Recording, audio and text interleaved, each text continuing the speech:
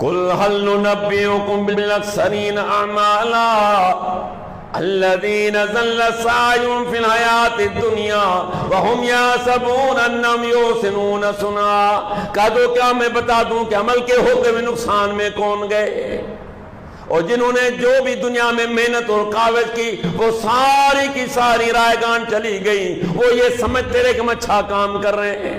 وہ کیا سمجھ رہے اپنے من میں کہ ہم تو بہت اچھا کام کر رہے ہیں۔ آج بھی میری آپ سے گارنٹی ہے، جائیے کسی شرابی کے پاس، اس کو کسی کونے میں لے جاؤ، اس کو سمجھاؤ کہ یار یہ شراب پینا اچھا تو نہیں ہے، آپ بھی اپنی زندگی تباہ کر رہے ہو، تو آپ پتہ آپ کو کیا کہے گا؟ یار دعا کرو میں چھوڑ دوں۔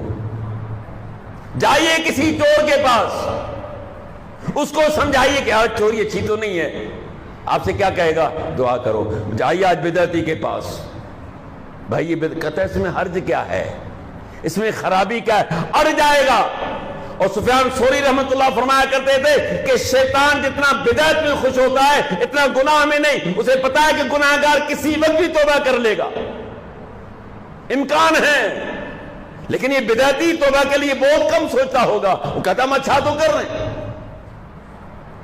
ابو داؤد، جامع ترمذی، مسند احمد، یہ حدیثوں کی کتاب ہیں۔ کچھ دور میں تھوڑا سا یہ تھا کہ شاید کچھ لوگ پڑھیں گے، لیکن ماشاءاللہ اس نیٹ کے دور میں ہم اس سے کچھ مایوس ہو گئے، لگتا ہے کہ مشکل پڑھیں گے۔ ہاں پڑھنے کا ٹائم نہیں ملے گا نا بابا سائیں، یہ تو ٹائم چاہیے نا، آج اس کو پڑھنے کے لیے وقت چاہیے، اپنے پاس وقت نہیں ہے۔ ایک بندہ اللہ کے رسول صلی اللہ علیہ وسلم کی خدمت میں حاضر ہوتا ہے، آپ نے دیکھ کر فرمایا کہ تیرے سے ملاقات تو ہے میری۔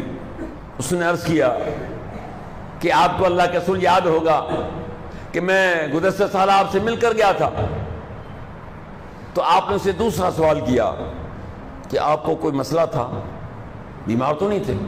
جی نہیں۔ پھر تو اس وقت جو ہے نا ماشاءاللہ کافی تیری صحت اچھی تھی، اب مجھے کمزور نظر آ رہے ہو، کیوں؟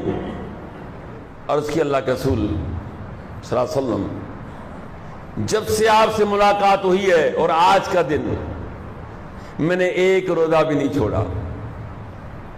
بات سمجھ رہے ہو؟ آفرین دیجئے اس بندے کو، صحابی رسول ہے اور پورے سال روزے رکھے ہوئے، اور روزہ رکھنے کے بعد اس کی صحت گر چکی ہے اور اس کی گواہی میرے پیغمبر صلی اللہ علیہ وسلم دے رہے ہیں۔ اب نتیجہ کیا نکلتا ہے؟ اصل چیز پہ آئیے۔ تو میرے صحابی، جی اللہ کے رسول، کہ تجھے ایک روزے کا بھی ثواب نہیں ملا۔ بات سمجھ رہے ہو میری؟ کیوں نہیں ملا؟ اس لیے کہ میں نے تجھے تو نہیں کہا تھا روزے، کس نے تمہیں کہا کہ یہ 12 مہینے روزے رکھو؟ معلوم کیا ہوا کہ اچھا کام کتنا ہی اچھا کیوں نہ لگے آپ کو، جب تک وہ قرآن و سنت کے مطابق نہیں ہے اس کام کی کوئی حیثیت نہیں۔